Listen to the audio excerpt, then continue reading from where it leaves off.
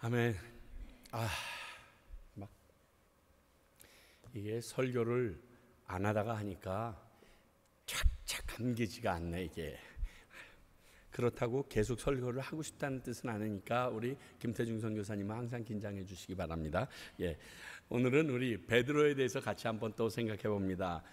한 달 전에 저희들이 베드로 원이라고 그래가지고 베드로가 예수 그리스도와 만남으로 말미암아 일어났던 모든 사건들을 살펴봤는데, 오늘은 이 베드로의 고백을 좀 통해서 알아보길 원합니다. 물론 이 고백도 예수님께서 질문했던 여러 가지 중에 세 가지만 좀 뽑아서 예수님의 질문에 대하여 고백처럼 대답했던 베드로의 모습과 그의 삶을 쭉 살펴보면서 과연 베드로라는 인생이 어떠한 인생인가 확인해 보는 시간을 갖길 원합니다. 오늘은 말씀이 굉장히 중구난방으로 흩어지기 때문에 모든 말씀을 다 제가 파워포인트에 올려놨습니다. 여러분들 적으실 분들은 적지만 한번 같이 따라오실 수 있도록 하겠습니다. 결국 베드로는 전능하신 창조주 예수 그리스도를 만난 겁니다. 하나님의 아들로서의 예수 그리스도가 아니라 창조주이시기도 한, 그리고 오신다고 약속했던 메시아를 뛰어넘어 하나님의 모든 속성을 가지고 계시는 예수님을 만난 것입니다. 자, 그대의 고백에 대하여 예수님의 질문에 대한 답변이라고 말씀드렸는데, 요한복음 6장 66절부터 69절까지입니다. 우리 한번 한 절씩 쭉 보도록 하겠습니다. 제가 먼저 66절 읽습니다. 교독하겠습니다. 그때부터 그의 제자 중에서 많은 사람이 떠나가고 다시 그와 함께 다니지 아니하더라. 예수께서 12 제자에게 이르시되 너희도 가려느냐? 시몬 베드로가 대답하되 주여, 영생의 말씀이 주께 있사오니 우리가 누구에게로 가오리이까? 우리가 주는 하나님의 거룩한 자신지를 믿고 알았사옵나이다.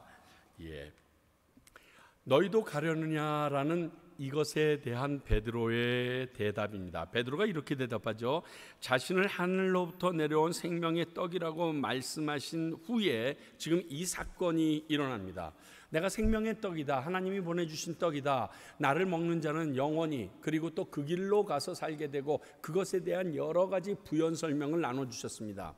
사실요, 성경을 읽으려면 요한복음부터 읽으라고 말씀하시는 분들이 많은데 저는 절대로 말리고 싶습니다. 왜냐하면 요한복음이 너무 어렵습니다. 굉장히 철학적이고요. 이 요한이 너무 오래 살았다가 써서 그랬는지 이게 아주 고령에 당신이 만난 예수님에 대해서 우리에게 좀 써주세요라고 그냥 거의 전승에 의하면 이것이 쓰여질 때는 이미 그가 그 반모섬에서 유배를 갔다가 오면서 그 안에서 벌어졌던 예수님을 만나보지도 그리고 제대로 알지도 못하는 사람을 위해서 마태, 마가, 누가, 휴복음서 이후에 쓰여졌다라고 되어 있기 때문에 그것과 다른 부분을 적기 위해서 노력해서 그런지 너무너무 어렵습니다. 특히 에고 에임이라고 나는 뭐뭐뭐디다라고 얘기했던 그 부분이 쭉 정리해서 나오는 부분을 보면요, 이건 아무나 읽어서 이게 알 수 있나? 특히 오늘 이 요한복음 6장에 나는 생명의 떡이다라는 부분은요, 여러분들이 한국어 성경이든 히브리어 성경이든 헬라어 성경이든 영어 성경이든 아무리 읽어도요, 무슨 말을 하는 줄 알겠는데 그 뜻은 모를 정도로 굉장히 깊어요. 우리가 번역된 대로 읽는데도 이렇게 힘든데, 당시 사람들이 예수님이 누군지도 모르는 상태에서 그분에 대한 확신이나 모든 것이 없는 상태에서 우리는 그분이 죽었다가 부활하신 것도 믿고 승천하셨고 하나님과 함께 하심도 아는데도 이해하기가 힘든데 과연 이해했을까? 여기에 일어났던 현상이 그것입니다. 이 말이 너무 어렵다는 겁니다. 이들이 떠나간 이유가 어렵다는 겁니다. 두 번째, 그 말씀을 믿고 그 사람을 그대로 뜻대로 따라가 사는 것은 더 어렵다는 겁니다. 저 사람이 희미한데 저 사람의 말하는 것을 어떻게 믿고 따라갈 수 있겠냐. 그러니까 수많은 70명 이상 되는 제자들이 그를 쭉쭉쭉쭉 쫓아다녔는데 이때 거의 다 뿔뿔이 다 흩어져 버립니다. 그리고 12명의 제자들이 남아있는데 그들에게 말하신 겁니다. 너희도 가려느냐? 근데 베드로가 얘기합니다. 영생의 말씀이 당신에게 있는 것을 내가 압니다. 당신의 입에서 나오는 말씀은 나에게 생명을 주는 말씀입니다. 이런 거죠. 또 하나, 주는 하나님의 거룩한 자이십니다. 오신다고 얘기했던 그 메시아입니다. 하나님의 아들이시고요, 하나님의 그 모든 성품을 가지고 계시는 창조주, 바로 그가 당신이심을 저는 믿습니다. 그리고 알고 있습니다 라고 고백한 것입니다. 이 고백은요, 모두가 믿지 못하고 떠나가는 상황에 했던 고백이기 때문에 더욱 가치가 있습니다. 여러분들, 친구들 있을 수 있고 주변에 동료들이 있을 수가 있습니다. 그런데 모든 사람들이 이번 일을 잘못한 건 너 탓이야 라고 손가락질을 하고 있는데, 그 중에 옆에 있던 어떠한 사람 하나가 나타나서 나는 그렇다고 생각하지 않습니다. 지금까지 이 사람의 행동과 삶을 봤을 때 분명히 이 사람은 그런 의도로 했지 않을 것이고, 그리고 그 일도 이 사람이 했을 리가 없다는 것을 이 사람의 지금까지의 삶을 봐서 내가 확신합니다 라고 누가 튀어나와서 했다고 칩시다. 여러분, 그 사람 믿을 수 있겠어요? 최선을 다해서 섬겨야죠. 사랑해 주어야죠. 모든 것을 베풀어 줄 수 있죠. 모든 사람이 지금 에워싸서 공격하고 있는 상황 가운데서 제자들에게 물었는데 제자들도 지금 갈등하고 있어요. 아니, 아시다시피 12제자가 그다지 똑똑한 사람들이 아니에요. 어쩌면 그 외에 있던 70명 되는 그 제자들이 훨씬 더 똑똑하고 그리고 지적으로도 풍요로웠던 사람일지 몰라요. 그런데 하나님을 믿는 게 지식으로 믿는 게 아니잖아요. 드러났어요. 그래서 그가 고백합니다. 갑자기 이렇게 툭 고백하는데 모든 사람들이 요즘 시제말로 벙쪄버린 거예요. 와, 제가 지금 무슨 말을 한대? 그래서 더욱 값어치가 있는 것이 아닌가 생각합니다. 그리고 우리가 하나님의 말씀을 의심하고 그래서 예수님을 믿지 못해서 교회를 외면하고자 마음이 들 때 기억해야 될 말씀이 오늘 이 말씀입니다. 성경 말씀은 영생의 말씀이다. 나를 구원해 줄 말씀이다. 그 말씀대로 살았을 때 이 땅 가운데서도 내게 하나님의 놀라운 구원이 있다. 그리고 그 안에서 말씀하시는 예수 그리스도, 그분이야말로 하나님의 아들이시며 오신다고 약속했던 메시아이며 나를 위하여 십자가의 대속죄로 죽으신 그분이다라는 확신이 있어야 한다는 것입니다. 우리의 신앙적 흔들림이 있을 때 이 두 가지의 의심으로 신앙이 흔들립니다. 기본적으로 성경이 구라 같아, 그럼 흔들리는 거예요. 성경이 너무 내가 알건 과학적, 상식적에서 뛰어넘어, 그러니까 흔들리는 거예요. 또 하나는 그 말씀에 대해서 확신과 예수님에 대한 믿음이 같이 그래서 흔들려. 왜? 성경 말씀을 근거로 믿음이 생기는데 성경 말씀을 못 믿겠으니까 예수님을 어떻게 믿어? 아니, 목수 따위를 내가 믿어서 영생을 얻는다는 게 이게 이치적으로 맞지 않는다라는 생각이 들어가면서 와장창 무너져 버리게 됩니다. 우리 안에 흔들림이 있을 때 이 두 가지를 체크해 보십시오. 예수님이 하나님의 아들이심을 내가 확신하고 있는가? 그리고 그분의 말씀, 우리에게 주신 이 하나님의 성경이 대한 나의 확신이 있는가? 그러면요, 목사가 참으로 발칙하게 행동하고 주변에 있는 성도들이 너무 보기 좋지 않은 삶을 살아도요, 안 흔들립니다. 왜? 내가 목사 때문에 교회 나오지 않거든요. 그 사람들 때문에 나오는 거 아니거든요. 하나님 때문에 나오거든요. 예수 그리스도 때문에 나오거든요. 그래서 딱 정리가 돼요. 오늘 그 고백을 베드로가 한 것입니다. 두 번째 말씀, 마태복음 16장 15절서부터 19절. 이것은 제가 좀 자주 인용했던 부분인데요, 이것도 한 절씩 교독합니다. 이르시되 너희는 나를 누구라 하느냐? 시몬 베드로가 대답하여 이르되 주는 그리스도시요 살아계신 하나님의 아들이시니이다. 예수께서 대답하여 이르시되 바요나 시몬아, 내가 복이 있도다. 이를 내게 알게 한 이는 혈육이 아니요 하늘에 계신 내 아버지시니라. 또 내가 내게 이르노니 너는 베드로라. 내가 이 반석 위에 내 교회를 세우리니 음부의 권세가 이기지 못하리라. 함께 읽습니다. 내가 천국 열쇠를 내게 주리니 내가 땅에서 무엇이든지 매면 하늘에서도 매일 것이요 내가 땅에서 무엇이든지 풀면 하늘에서도 풀리리라 하시고, 두 번째 예수님의 질문은 너희는 나를 누구라 하느냐에 대한 대답과 그의 고백입니다. 자, 이것을 물으신 장소가 가이사랴 빌립보라는 곳입니다. 좀 이따가 마태복음 16장 제가 곧 설교해야 되기 때문에 그때 그 사진과 기타 등등을 자세히 보여드리겠는데요. 그때 그는 그렇게 대답하죠. 주는 그리스도시요 살아계신 하나님의 아들입니다. 마태복음 16장 16절. 너무 중요한 교회의 근원이 되는, 뿌리가 되는 믿음의 고백을 합니다. 가이사랴 빌립보라고 하는 이름 안에서 이 가이사랴라는 이 빌립보라는 지방의 땅이 어떠한 형태로 이루어졌는지 느낄 수 있습니다. 성지순례 다녀오신 분들은 많이 가서 보시는 곳, 정말 많이 보시는, 볼 게 많기 때문에 가시는 곳인데, 이 가이사랴 빌립보라는 이 장소 자체가요 우상으로 들끓었던, 신전이라는 모든 신전은 다 있던 곳입니다. 그런데 나중에 이 도시를 가이사에게 바쳐버립니다. 헤롯 빌립이 바쳐버리기 때문에 이 이름이 가이사랴 빌립보, 왜냐하면 가이사랑 헷갈리니까 빌립보라는 이름을 더 추가해서 가이사랴 빌립보가 됩니다. 이 말은 무슨 뜻이냐면 그 도시 안에 가장 높은 곳에, 모든 사람이 보기 좋은 장소에 로마 황제의 신전이 들어서 있다라는 뜻입니다.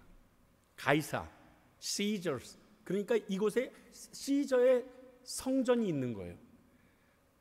로마 황제들은요 죽은 다음에는 다 신이 된다고 신으로 숭상을 해버립니다. 물론 그것 때문에, 그게 싫어서 살아서 하려는 사람 때문에 예수 믿는 사람들이 고통을 받았는데, 그러니까 가이사 아구스티누스의 신전이 거기 있었습니다. 너무 웅장하게 있습니다. 이 빌립보 지방에서 어디에서 봐도 그 가이사랴 빌립보 성전이 딱 보입니다. 아, 저 로마 황제의 성전이구나. 그 옆에 또 다른 신전이 붙어 있기까지 합니다. 그 웅장하고 그리고 권위를 자랑하고 끊임없이 제사로 인하여 연기가 솟아오르는 그곳을 바라보면서 예수님께서 지금 제자들에게 묻습니다. 너희들은 이러한 상황 가운데서, 이러한 어마무시한 상황과 세상의 소용돌이 가운데서 나를 누구라고 생각하느냐, 지금 묻고 계신 겁니다.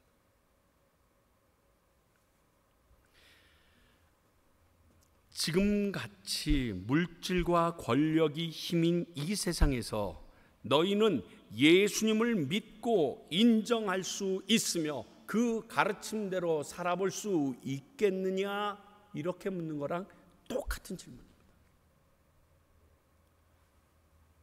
어저께 말도 안 되는 무참한 사건이 일어났습니다. 미국에서 또 12명의 어린이와 2명의 선생님이 18살 아이의 총에 이유도 없이 죽어갑니다. 그런데 이게 처음이 아닙니다. 너무나 많이, 금년에만 거의 매달 한 차례 이상씩 수많은 사람들이 이유도 모르고 죽어갑니다. 거기다가 오늘 이곳 과테말라 신문을 보니까 과테말라 땅에서 살해당해서 죽은 사람의 수가 하루도 빠짐없이 지금까지 계속되고 있다라는 신문 기사를 보고서 경악했습니다. 그리고 신문 기사를 볼 때 짜증나고 구역질 나는 기사로 가득 차 있습니다. 그런데 그런 와중에도 돈 많고 힘 있는 사람들은 자기의 힘과 능력을 발휘하기 위해 그 영향력을 계속 뻘쳐갑니다. 꼭 돈 많은 것이 힘인 것처럼, 권력을 잡은 사람이 세상의 주인인 것처럼 살아가는 것이 지금의 사회의 모습이고, 수많은 아이들이 그래서 돈을 찾아가고 높은 자리를 향하여 막 달려가는 모습이 지금 아이들의 모습입니다. 나에게 환호하는 K-팝 스타가 돼서 내가 빌딩 사고 그곳에서 편안히 살리라, 이게 그 세상의 모든 목표인 것처럼 살아가는 것이 지금 한국의 모습이고 뿐만이 아니라 전 세계적으로 일어나고 있는 만모니즘인 것 같습니다. 그런데 그 안에서 묻습니다. 야, 이런 상황 가운데서 너 예수를 믿음으로 구원받고 십자가에 내가 너희를 위하여 십자가에 달려 죽었다는 사실을 믿고 나를 위하여 희생하고 봉사하고 섬기며 나의 말씀대로 살아갈 수 있겠느냐라고 우리에게 묻습니다. 가이사랴 빌립보의 그 시저의 큰 성전 앞에서 묻듯이 우리는 지금 아무 능력도 없는 것 같고 힘도 없는 것 같은 우리들의 입장 가운데서 하나님께서 물으십니다. 이 세상을 보라, 이 세상에 되어가는 형태를 보라. 이런 것들을 보면서까지도 너희들은 아직도 나를 믿을 수 있겠느냐? 나를 믿고 따를 수 있겠느냐? 내가 가르쳐준데도 살 희망이나 소망이 있느냐라고 묻습니다. 그때 베드로처럼 주는 그리스도시오, 크라이스트, 당신은 나의 유일한 구원자시오, 그리고 이 세상에 어떠한 것들이 날친다고 해도 살아계신 하나님의 아들 당신은 창조주십니다. nothing에서 something을 만들어낼 수 있는 분입니다. 무에서 유를 창조할 수 있는 분이기 때문에 그들이 가지고 힘 있다고 하는 것들, 이거 다 필요가 없습니다. 나는 당신만 믿겠습니다라고 얘기할 수 있겠느냐는 거예요. 그리고 그 고백을 한 게 오늘 베드로예요. 시저의 성전, so what? 상관없습니다. 당신을 믿지 않으면 영원한 영생을 못 얻는데, 구원이 없는데 그거 가지면 뭐합니까? 손에 돈다발 잔뜩 쥐고 이쪽에 권력 잔뜩 쥐고 지옥 가요? 시원한, 아무것도 없어도 돼요. 양손과 발이 잘려도 상관이 없어요. 난 이 모습 보실래요? 지금 이게 베드로예요. 나 거꾸로 십자가에 매달리면 어때? 그래도 나 천국 가는데. 지금 그 마음이니까 저게 가능한 거예요. 세상에서 보여지는 것이 너무 큽니다. 그래서 예수 믿기가 힘듭니다. 교회조차도 세상의 권력에 무릎 꿇는 것 같습니다. 그러지 말라는 겁니다. 하나님은 그런 분이 아니다. 예수 그리스도는 그런 분이 아니라는 것입니다. 그 고백이 있느냐라고 얘기합니다. 그리고 그것을 고백하는 것이 오늘 베드로입니다. 베드로의 고백이, 그래서 하나님 예수님께서 말합니다. 너 이거 혈육이 내게 알려주는 게 아니야. 이런 상황이라면 옆에 있는 혈육은 그렇게 말하지 않을 거야. 근데 하나님이 너에게 줬구나, 이 말을. 그러니까 감히 이런 고백을 할 수 있지. 세 번째, 요한복음 21장에 있는 세 개의 질문, 유명한 그 중에 세 번째 질문 17절을 봅니다. 제가 읽겠습니다. 세 번째 이르시되 요한의 아들 시몬아 내가 나를 사랑하느냐 하시니 주께서 세 번째 내가 나를 사랑하느냐 하시므로 베드로가 근심하여 이르되 주님 모든 것을 아시오매 내가 주님을 사랑하는 줄 주님께서 아시나이다. 예수께서 이르시되 내 양을 먹이라. 세 번째 질문은 네가 베드로, 네가 예수인 나를 사랑하느냐. 자, 예수님의 이 질문 사이에는 십자가 사건이 있습니다. 그리고 예수님의 이 질문 사이에는 베드로의 부인했던 닭소리 사건이 있습니다. 그런데 베드로는 고백합니다. 내가 주님을 사랑하는 줄 주께서 아시나이다. 예수님에 대해서 강하게 저주하고 맹세까지 했다라고 마태복음은 기록하고 있습니다. 그렇게 부인했던 베드로의 입장에서 이 예수님의 질문 자체는요, 엄청난 충격이고 아마 울림이었을 거예요. 치사하게 그 질문만은 좀 하지 말지 하고 싶었던 질문을 그냥 앞에서 톡 던진 거예요. 진짜 피하고 싶은, 너 나 사랑한다며 고랬느냐, 뭐 이렇게 들릴 수 있을 정도로. 그러나 그의 대답을 보면요, 큰 의미로 두 가지 뜻이 있어요. 첫 번째는 예수님은 하나님의 아들로서 나의 속마음까지 알고 계신 분입니다. 이 얘기예요. 당신이 나를 만드셨잖아. 그럼 날 다 아시지. 우리가 당신이 우리의 속마음을 아는 것 때문에 몇 번이나 당신 모시고 다니면서 시급했었는데 그거 가지고 놀라지도 않았던 놈들이 바리새인이고 사두개인들이었지. 우리들은 놀랐어요. 그런데 당신이 그분인 걸 내가 알아요. 그러니까 당신은 다 아시잖아요. 그리고 두 번째 고백이 뭐냐면 내가 그렇게 죄를 저질렀지만 난 당신을 사랑해요. 당신이 보면 아실 텐데 내가 여전히 당신을 사랑하는 걸 알잖아요. 내가 당신을 사랑하지 않아서 그렇게 당신을 부인한 게 아니라 순간적으로 내 목숨이 위태롭고 내 신분이 노출되는 게 두려워서 그랬던 거지 당신을 사랑하지 않는 건 아니었어요. 그걸 아시잖아요.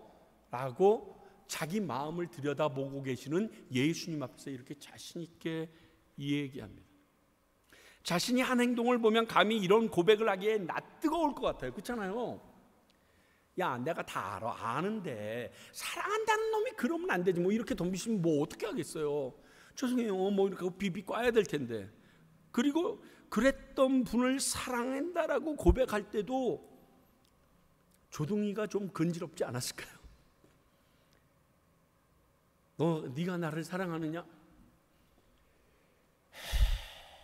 아마 이래야 되지 않았을까요? 점점점점점점 까까까 이렇게 돼야지 맞지.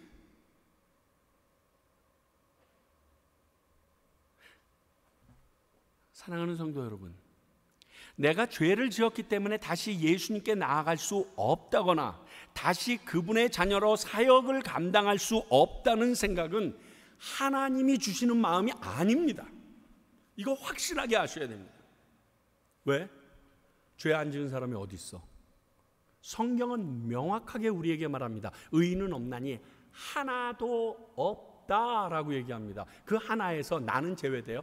제외된다 그러면 오직 한 분 예수 그리스도예요.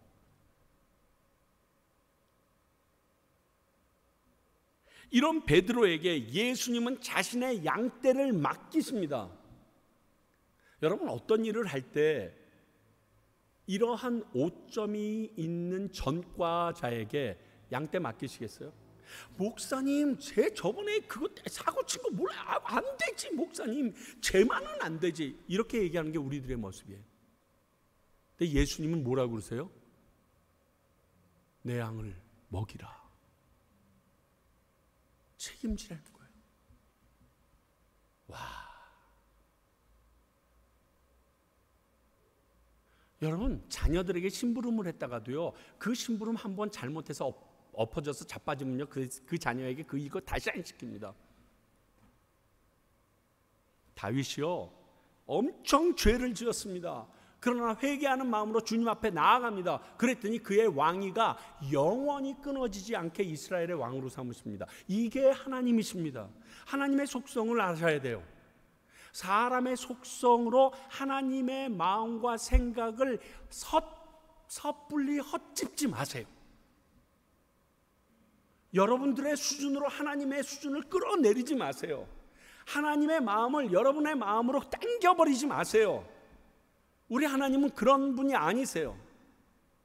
내가 열심히 어떤 죄를 저질렀습니다. 회개했습니다. 그리고 천국문에 이르렀는데 그 죄가 너무 중한 죄라 내 머리에 꽉 박혀 있습니다. 하나님 앞에 서서 심판 보좌 앞에 쭉 나열해서 서 있는데 하나님께서 예수 그리스도를 통하여 우리 앞에서 시험시 심판주로 오셔서 얘기하시는데 쭉 돌이켜보다가 야, 너는 죄가 없다. 야, 깨끗하네. 그럼 우린 놀랄 거예요.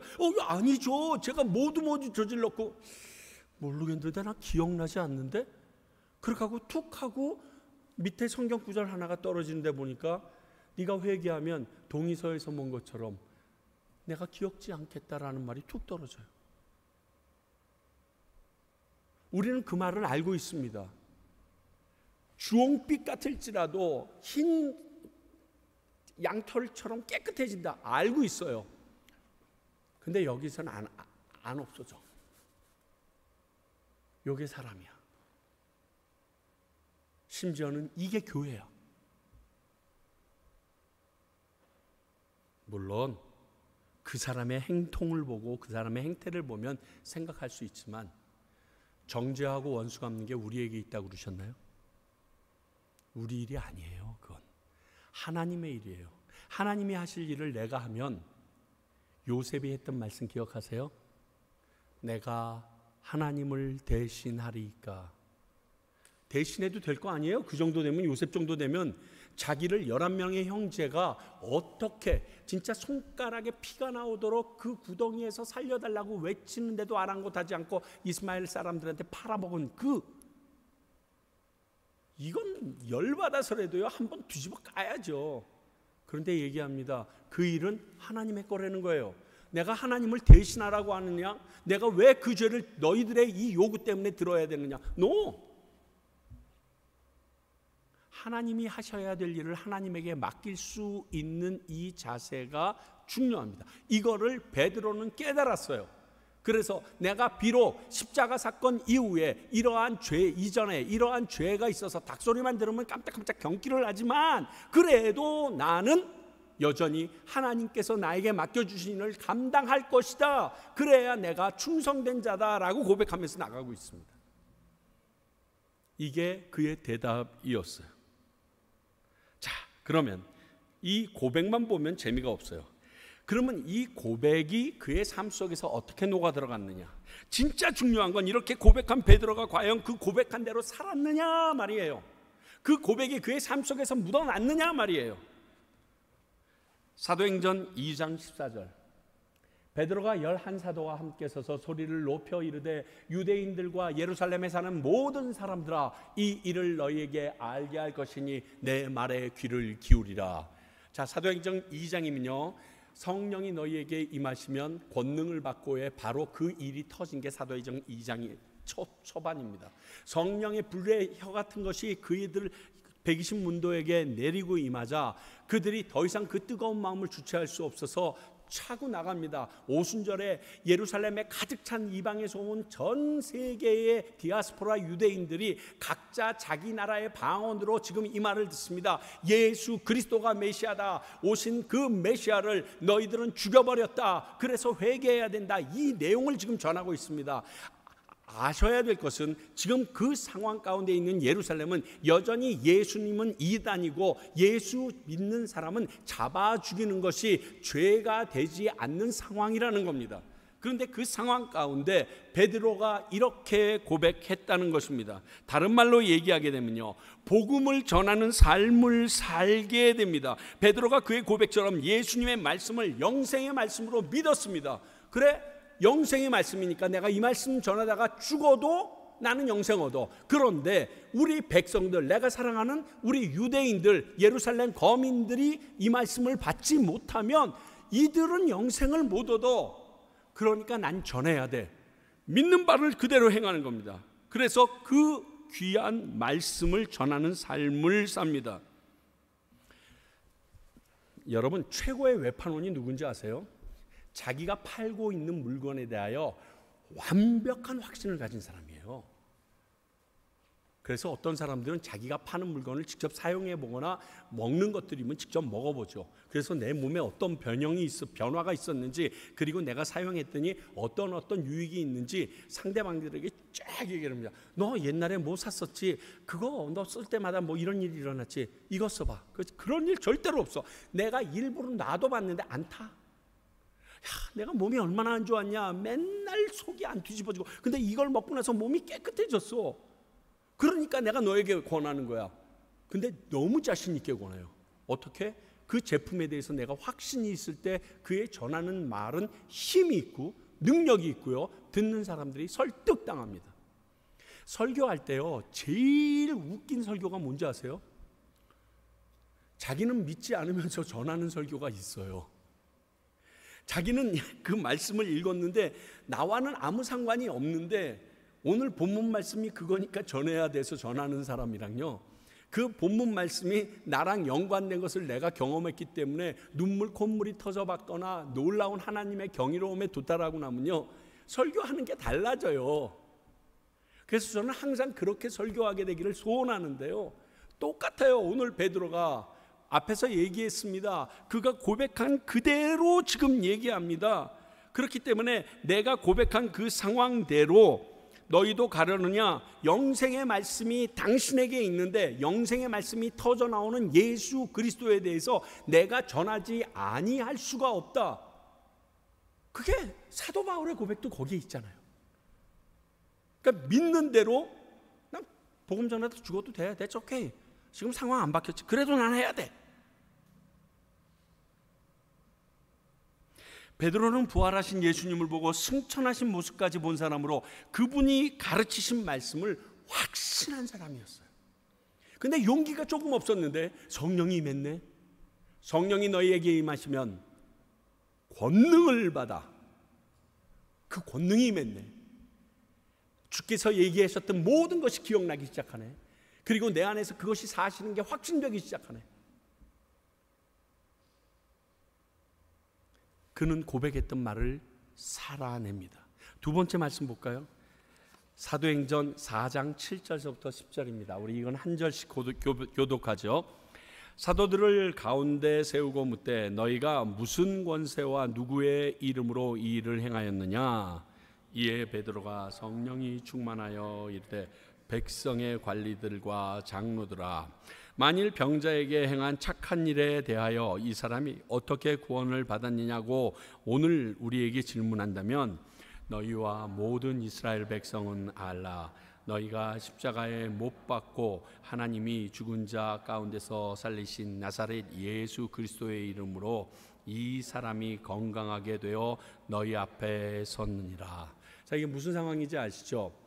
항상 베드로와 요한이 늘상 기도하러 올라갑니다. 성전 미문 앞에 한 안진뱅이가 계속 돈을 요구하고 앉아 있습니다. 근데 그 사람은 다리를 펴보지 못한, 태어나면서부터 그렇게 됐는지 모르지만 하여간 40년 동안 그 일을 하고 있었는데 안진뱅이였다라고 증거합니다. 그가 지나가다가 이번에는 그냥 지나갈 수 없어서 내가 금과 은은 없지만 나사렛 예수 그리스도의 이름으로 명하노니 일어나 걸으라 합니다. 그 40년 동안 한 번도 일어나 보지 못했던 그가 벌떡 일어납니다. 일어나자마자 그 안진뱅이가 제일 먼저 한 것이 무엇입니까? 그 아름다운 성전 미문 안에 있는 하나님을 보고 싶었습니다. 그 안에서 예배하는 그 사람들과 함께 동참하고 싶었습니다. 그래서 그는 뛰어들어가서 성전 안에서 뛰면서 하나님을 찬양합니다.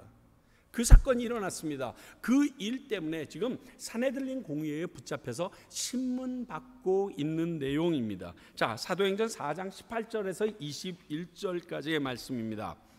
그들을 불러 경고하고 도무지 예수의 이름으로 말하지도 말고 가르치지도 말라 하니 베드로와 요한이 대답하여 이르되 하나님 앞에서 너희의 말을 듣는 것이 하나님의 말씀을 듣는 것보다 옳은가 판단하라. 우리는 보고 들은 것을 말하지 아니할 수 없다 하니 관리들이 백성들 때문에 그들을 어떻게 처벌하지 방법을 찾지 못하고 다시 위협하여 놓아주니 이는 모든 사람이 그 된 일을 보고 하나님께 영광을 돌림이라. 자, 보세요. 가이사랴 빌립보에서 그 어마어마한 로마 황제 신전 밑에서 뭐라고 고백합니까? 주는 그리스도시요 살아계신 하나님의 아들이라고 합니다. 위협과 협박이 있어도, 아니 로마 황제가 나를 짓눌러도 주는 그리스도신데, 나의 구세주이신데, 살아계신 하나님의 아들이신데, nothing에서 something을 만들어내시는 분인데 내가 너희들이 뭐가 문제가 돼? 난 상관없어. 이 산헤드린 경우에서 너희들이 나를 쥐어 패거나 죽인지라도 나는 그것보다 더 크신 예수님을 고백했고 인정했고, 그렇기 때문에 그거를 인정하는 삶을 살아내야 돼. 지금 이 얘기예요.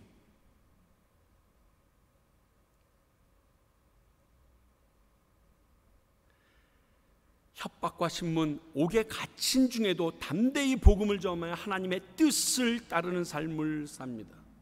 사랑하는 성도 여러분, 우리가 여러 상황을 이유로 예수님을 전하지 못하고 주저하는 이유를 여기서 찾을 수 있습니다.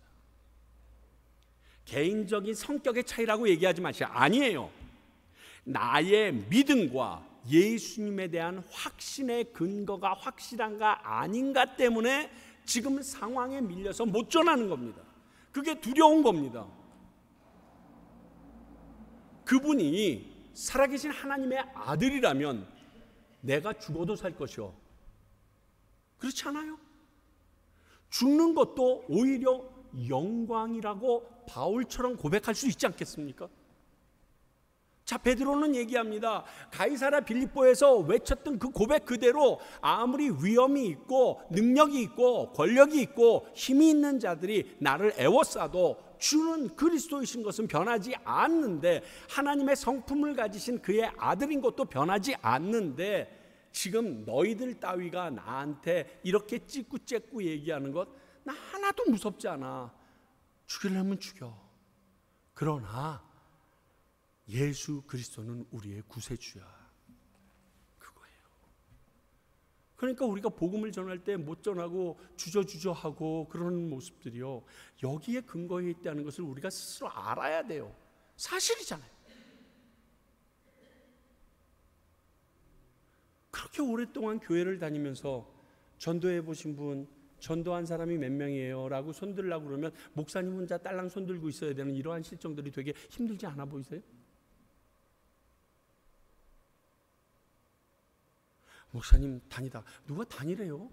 하나님이 만나게 될 때 주신다니까. 옆에다가 또 갔다가 논다니까. 갔다 놓으니까 너무 놀라서 자기가 도망가. 이번에 그 과테말라 장하준 대사님 만나봤는데 한국 사람들이 어린아이까지 5,160 몇 명이라고 딱 정확하게 얘기하시더라고요. 매일 아침 그거를 이제 쉬고 계시대요. 그런데 저처럼 미국 시민권을 가진 사람들은 다 뺐고 한국 여권을 가진 사람 숫자가 그 정도 된다는 거예요. 그래서 그분이 생각하기에 아무리 적게 잡아도 5천 명은 넘는 게 맞는 것 같습니다 라고 얘기를 하세요. 자, 교회에 어저께도 우리 목사님들 만나서 이 얘기 저 얘기 다 했는데 아무리 지지고 볶아도 1,200명이 안 넘겠습니다. 1,200명이 안 넘겠어요. 지금 이 9개 교회에 나오고 있는 교인들을, 애들까지 다 합쳐서 4,000명 어디 갔어요? 제가 말씀드렸죠. 목사를 안 만나죠, 이 사람들은. 그래서 피하고 싶진 않아요. 전할 상황이 되면 전하고 싶어요. 이번에 콘서트 하는 것도 그런 이유에서예요. 뭐가 문제일까요? 제 성품이 워낙 샤이해서. 그런 거 없다니까요. 그거 없으면 죽는데 샤이할 것 같으세요? 샤이가 어딨어? 영생을 못하는데 샤이가 어딨어? 아버지 입에 들어가는 것들이 뺏어서 지가 먹을지도 모를 텐데. 여러분, 우리의 확신에 대해서 한번 베드로처럼 생각해 봐요. 예루살렘 전체가 지금 애워싸고 공격하고 있는 상태 가운데 유대인들의 주축이 된 사내들린 공의 안에서 이렇게 윽박을 지르는데, 내가 하나님의 따르랴 너희들을 따르랴. 죽여. 그래도 난 예수님 안 놔. 고백한 대로 살아버립니다. 마지막 질문. 양들을 돌보는 삶을 살고 있는지. 사도행전 3장 6절에서 8절입니다. 제가 읽겠습니다. 베드로가 이르되 은과 금은 내게 얻거니와 내게 있는 이것을 내게 주노니 나사렛 예수 그리스도의 이름으로 일어나거라 하고 오른손을 잡아 일으키니 발과 발목이 곧 힘을 얻어 뛰어 서서 걸으며 그들과 함께 성전으로 들어가면서 걷기도 하고 뛰기도 하며 하나님을 찬송하니. 사도행전 11장 15절서부터 18절입니다. 내가 말을 시작할 때 성령이 그들에게 임하시기를 처음 우리에게 하신 것 같지 않은지라. 내가 주의 말씀에 요한은 물로 세례를 베풀었으나 너희는 성령으로 세례를 받으리라 하신 것이 생각나노라. 그런즉 하나님이 우리가 주 예수 그리스도를 믿을 때에 주신 것 같은 선물을 그들에게도 주셨으니 내가 누구이기에 하나님을 능히 막겠느냐 하더라. 그들이 이 말을 듣고 잠잠하여 하나님께 영광을 돌려 이르되 그러면 하나님께서 이방인에게도 생명을 얻는 회개를 주셨도다 하니라. 지금 이 두 말씀은요, 한쪽은 절름발이고 한쪽은 이방인들에게 복음을 전하고 세례를 베푸는 베드로의 모습입니다. 이 일은요, 당시 유대인들로는, 유대인들의 유전으로 볼 때는 해서는 안 되는 일입니다. 왜냐하면요, 장애를 가지고 있는 그 누구도 성전 안에 들어가서 예배를 드릴 수가 없습니다. 제사를 드릴 수 없게 되어 있습니다. 그러니까 그가 일어나서 그에게 생명이 있다라고 복음을 전하는 것 자체가 너는 들어가서 은혜 받을 수도 없는 사람인데 거기다가 대놓고 절망적인 사람한테 너 일어나서 걸어라 그랬더니 하나님의 놀라운 역사가 그에게 임함과 더불어 그가 뛰어들어간 것이 니들만 맨날 다니는 거기 나도 가볼래 그러고서 성전으로 뛰어들어갔던 거거든요. 또 하나는 그 당시 모든 사람들이 지옥의 불쏘시개 감으로 알았던 이방인에게 복음을 전합니다. 고넬료와 그의 가족들에게 복음을 전하는데 성령이 임하십니다. 그래서 그들에게 세례를 베풀고 와서 지금 그 보고를 하고 있는 겁니다. 이방인에게 복음을 전해? 야, 우리들도 천국 가기 바빠 죽겠는데 그놈들까지 데리고 가자고? 있을 수 없는 일이에요. 하나님께서 양떼를 주시는데 한정된 양떼를 주시지 않습니다. 모든 사람들이 외면하고 밀어치워 버리는 양떼까지 베드로에게 주십니다. 그런데 그 양떼를 받아든 베드로는 이것이 하나님에게 내게 맡기신 양떼라고 믿고 그 당시의 사회생활과 그리고 그 신앙인들의 상상을 추월하는 일을 해버립니다. 다시 말하여 내게 맡겨주신 이 사람은 하나님께서 허락하신 양떼이기에 이들에게도 하나님을 만날 수 있는 기회와 모든 찬스를 열어주게 되는 그 일념하에 이 일이 터져나갑니다. 이런 사람에게 하나님은 양떼를 맡깁니다. 예수님이요, 자신의 양떼를 맡긴다고 하셨을 때 착하고 맡을 만한 사람만 보내시는 게 아니라는 거예요. 도대체 저 꼴통 그런데 보내신다는 거예요. 그것을 맡을 만한 사람에게 보내신 거예요. 그러니까 그 맡을 만한 교회가, 그 사람들을 맡고 감당한 교회가, 그 양떼를 보호하고 끌어냈던 교회가 결국 하나님께서 원하시는 그 교회가 되는 거예요. 베드로가 처음부터 그러지 않았어요. 모든 것이 내려왔을 때, 꿈속에서 내려왔을 때 못 먹어요 했어요. 그런데 이방인이 나를 부르러 왔을 때 쫓아갑니다.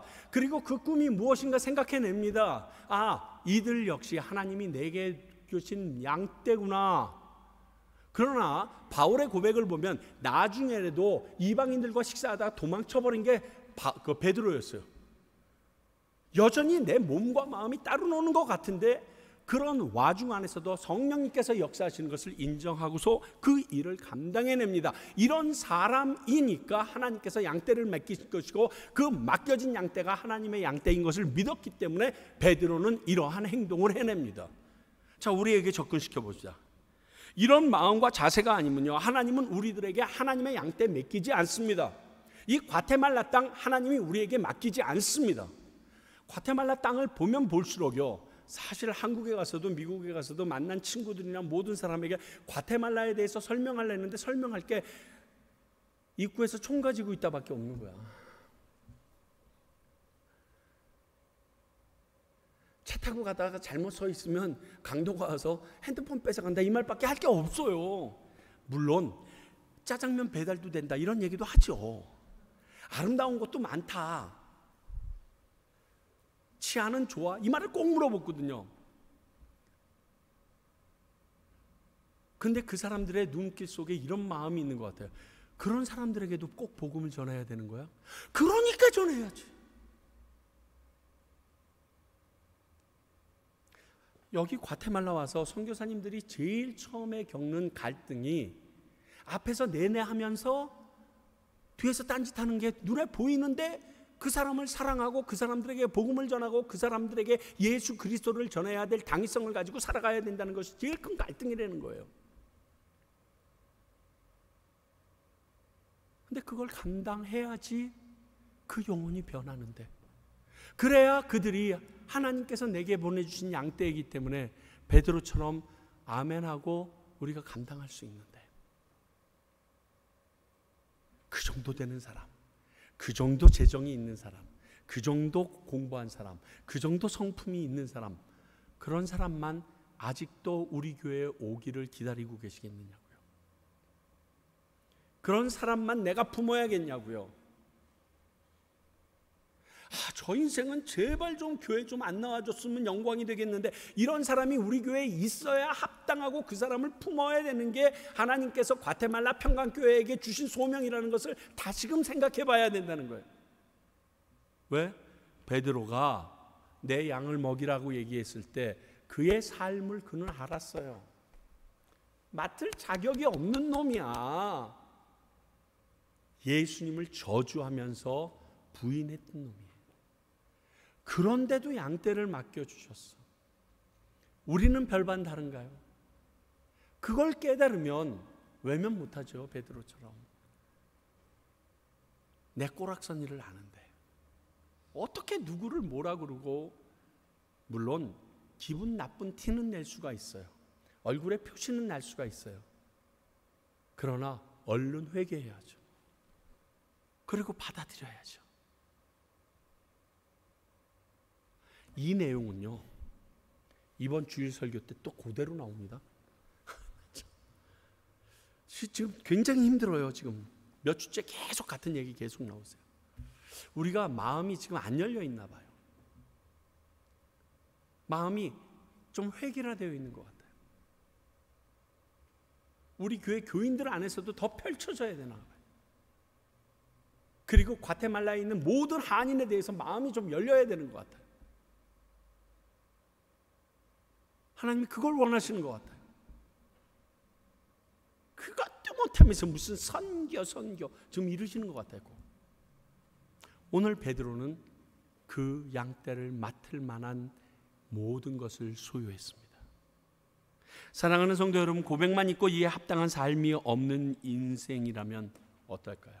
아시다시피 베드로가 그다지 우리가 배울 만한 게 많은 사람이라는 생각은 없습니다. 그런데 이 부분은 충격입니다. 왜? 나는 그렇게 못 사니까. 나는 중간에 움찔움찔하니까.